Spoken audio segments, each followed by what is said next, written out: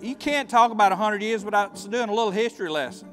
And it's been fascinating for us to research the history. So, you know, in the beginning, why have a Farm Bureau? Why do we need an American Farm Bureau? Well, during that time before 1919, really 1911, farmers were struggling. They were grasping, trying to find a way to make a living with transportation problems and trade problems because the rest of the world had tariffs on our products. They were struggling trying to find an answer and do the things the right way.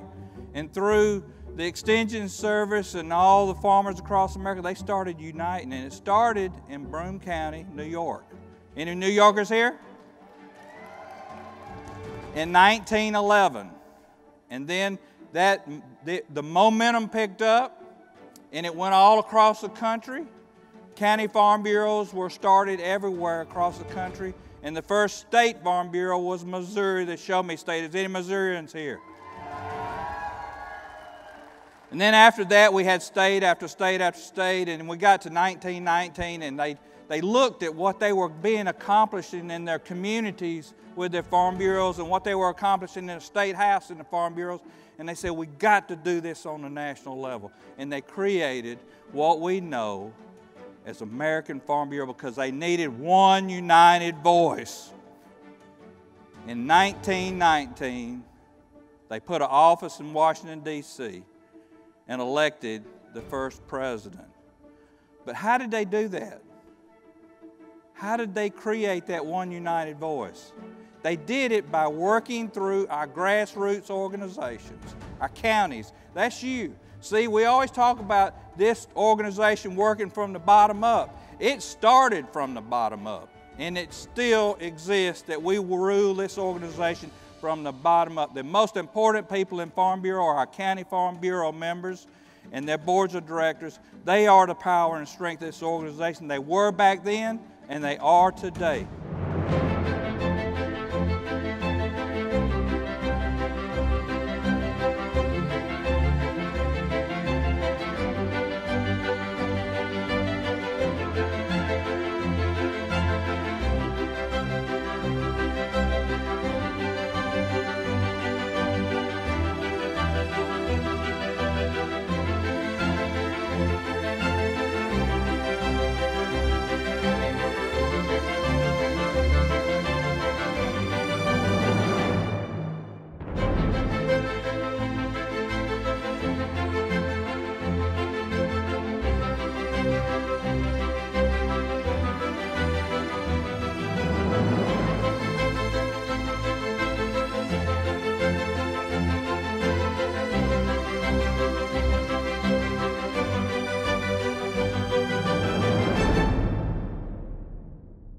Where would we be if it had not been for an American Farm Bureau?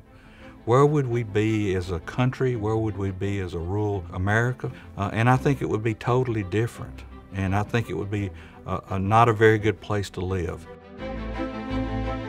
Chicago, Illinois, November 12, 1919. Several hundred farm leaders from 34 states met in the Red Room of the LaSalle Hotel. Their purpose was to form a federation of state farm bureaus. The delegates built upon a foundation laid in 1911 with the first Farm Bureau in Broome County, New York. Initially, farm bureaus were organized to support the work of the county agricultural agent.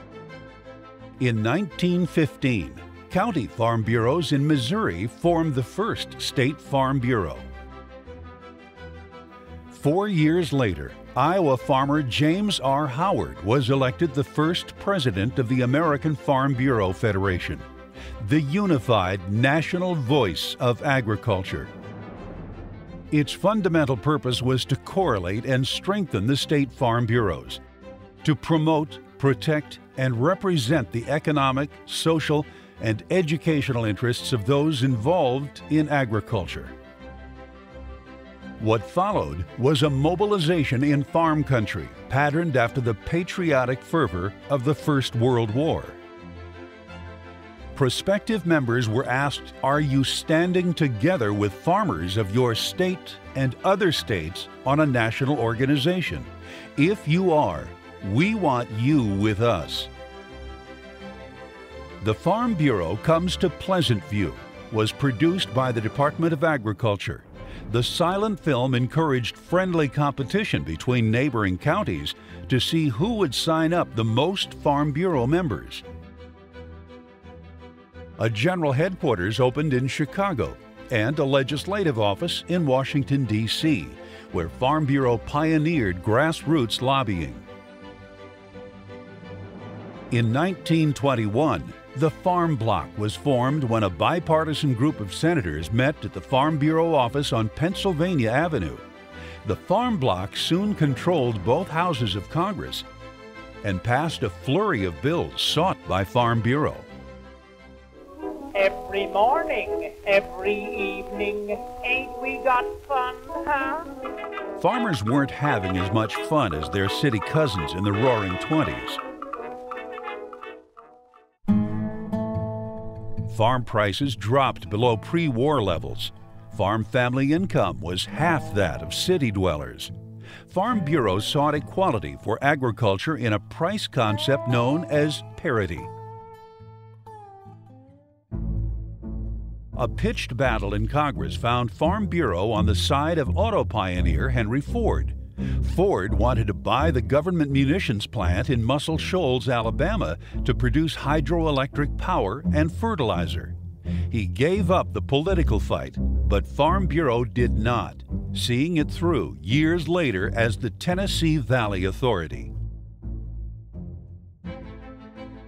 Cooperative marketing became a top priority for the American Farm Bureau in 1922 when Oscar Bradfute of Ohio was elected president.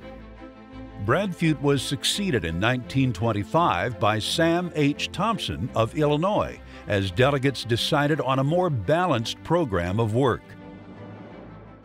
Calvin Coolidge addressed the American Farm Bureau Convention that same year.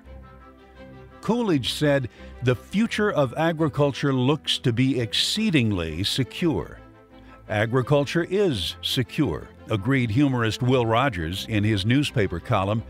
In fact, it is secured by at least 2 mortgages. Farm Bureau's legislative priority was the McNary-Haugen Bill, a commodity price plan with a higher domestic price and lower export price. Coolidge vetoed the bill twice. The fallout led to his decision not to run for another term. The Agricultural Act of 1929 passed with Herbert Hoover in the White House.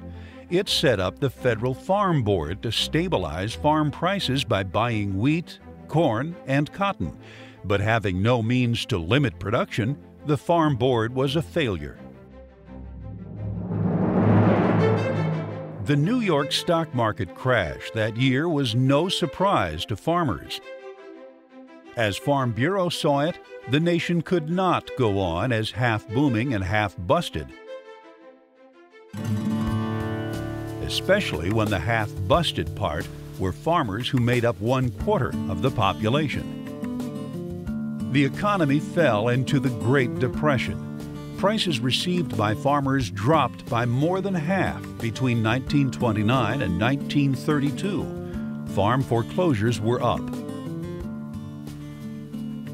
On the southern plains, strong winds scoured drought-stricken farmland, forming massive clouds of dust, creating what one reporter called the Dust Bowl.